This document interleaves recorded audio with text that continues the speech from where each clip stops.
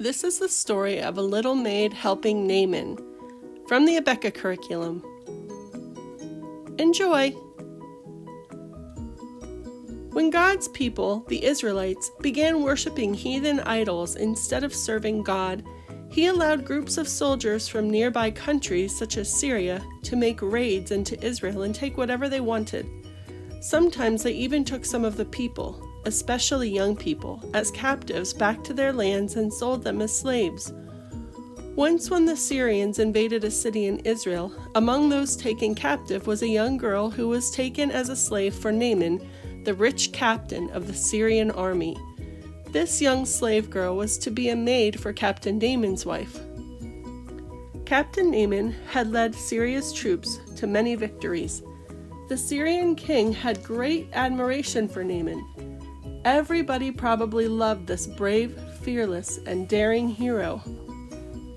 The young slave girl from Israel was brought to live in the home of Captain Naaman and his wife. The young girl probably did her work well in spite of her loneliness and being away from her home and her loved ones.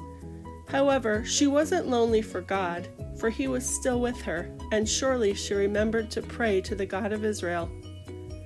The young maid noticed that her mistress often had a sad look on her face, and she may have wondered why.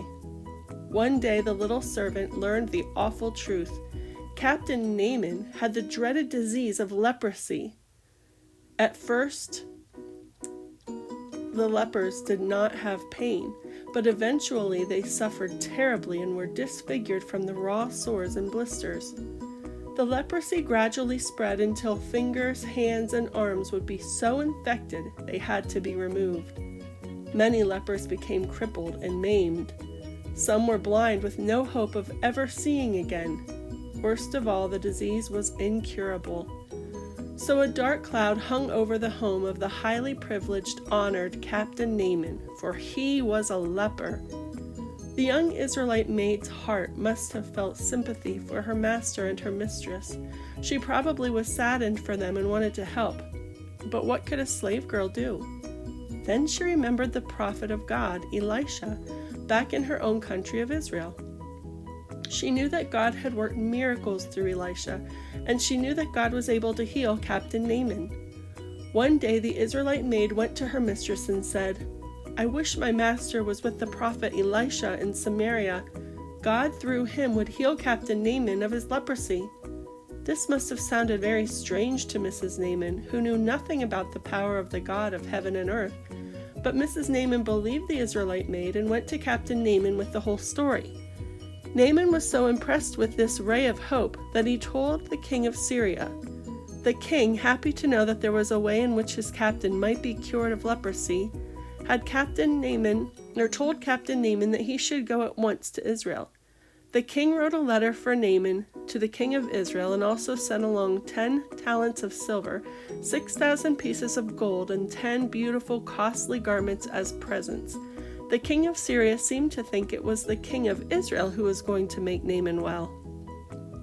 The servants loaded the gifts onto their horses and chariots, and with Captain Naaman they started for the little maid's homeland. Naaman's horses and beautiful chariot traveled to the land of Israel. Finally they arrived at the king's palace. The letter from the king of Syria was delivered to the king of Israel. Captain Naaman waited outside the gate for the king's reply. Since these kings had not been friends in the past, Naaman probably wondered how he would be treated. The king of Israel read the king of Syria's letter. "I have sent Naaman my servant to you, that you may heal him of his leprosy." Israel's king exclaimed, "The king of Syria sends me a leper to heal? Am I a god? Surely the king of Syria is using this as a reason to declare war on us." When the king of Israel learned that Naaman had already arrived and was waiting outside the gate with gold, silver, and costly clothing to pay for his cure, the king of Israel didn't know what to do, so he tore his clothes in desperation. The king of Israel should have thought right away of God's prophet Elisha, but the king of Israel didn't think about the true God of heaven. God and the God's prophets were not in his thoughts. The prophet Elisha heard about the king of Israel's problem and sent this messenger to him with this message: "Why are you so upset and tearing your clothes? Let Naaman come to me, and he will know that there is a prophet of God in Israel." Elisha saw this incident as an opportunity to teach the heathen people of Syria about the true God of Israel. The king of Israel, happy for any excuse to send these foreign visitors away, told Naaman to go and see the prophet Elisha. So Captain Naaman and his men traveled through the land of Israel toward the house of the prophet Elisha. Don't you wish we could have seen Naaman that day as he arrived in Elisha's little cottage? How splendid Captain Naaman must have looked in his beautiful chariot drawn by fine, sleek horses, and with all his servants with him. Surely Naaman was glad that he had brought the many elegant garments and the bags of silver and gold. Naaman may have thought, I will make a big impression on the prophet Elisha, and he will see how important I am, and because of my importance and my connections with Syria's kings, he will heal me of my leprosy. But what do you suppose happened? Captain Naaman stood at the door waiting for Elisha to appear, but Elisha didn't even come to the door to talk with Captain Naaman. He sent his servant Gehazi to tell Naaman to go wash in the Jordan River 7 times, and he would be healed of his leprosy. Captain Naaman felt insulted and angry. Not only did the prophet not show a great man like himself the courtesy of coming out in person and talking to him, but he told him to go and bathe 7 times in the muddy Jordan River.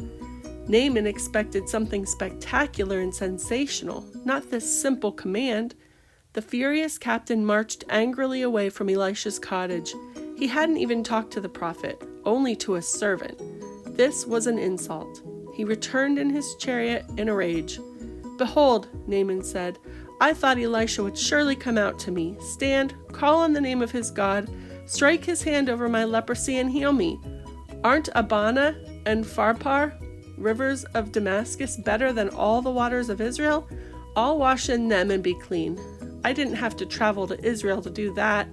So Naaman turned his horses around and started toward the land of Syria in a rage. His pride had been hurt. The prophet didn't even give him the courtesy of coming to the door and talking to him.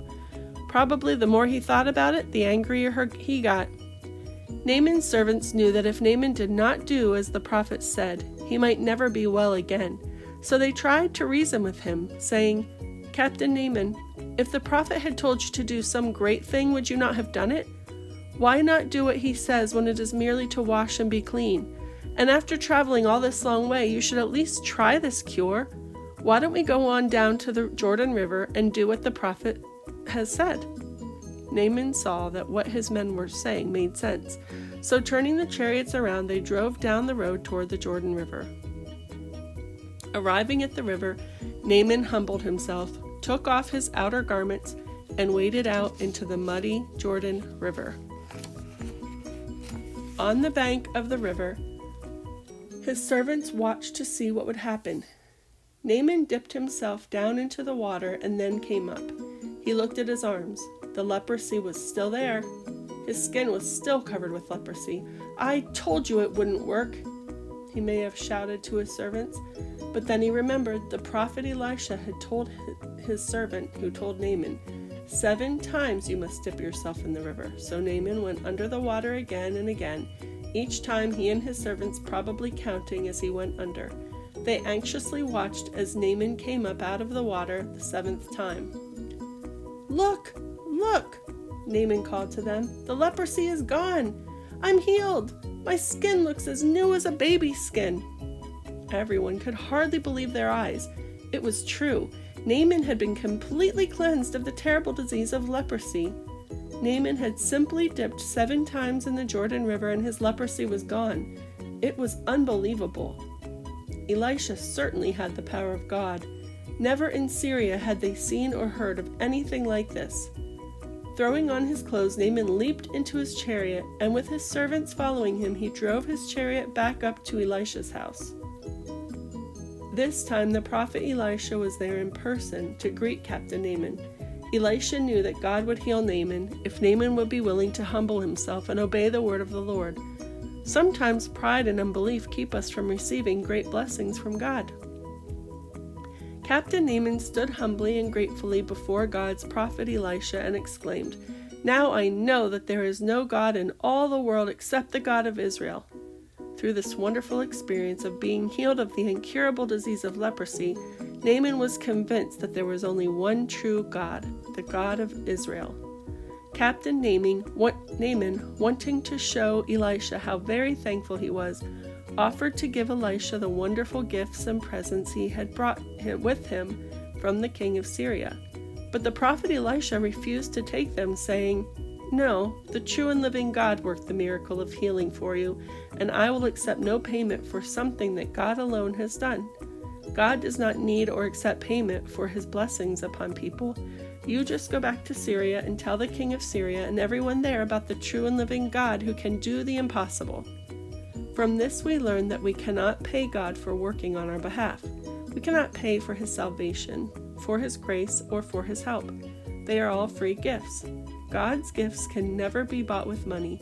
He gives all for nothing if we will just trust him. There are some false prophets today who say that if you give money, they will pray for your healing. But we need to remember that God never works like that. God doesn't charge for his services, and Elisha made that very clear to Naaman and to all who read the Bible and read the Bible now. Naaman then made a wonderful promise. From this day forward, he said, "I will offer neither burnt offering nor sacrifice to the false gods of wood and stone, but only to the true living God of the whole world." Naaman determined to serve this true God and to be a testimony for him back in his heathen country of Syria. When Naaman returned home completely healed of his leprosy, what joy must have filled his house. And one of the happiest ones there was probably the little maid. Do you think she was glad she told him about God's prophet Elisha?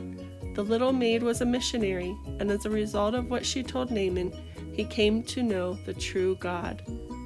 God can use us too to tell others about Jesus. He can cleanse them of something much worse than leprosy. He can cleanse people of their sin and give them the gift of eternal life. Do you know someone whom you can tell about our great God and his gift of salvation?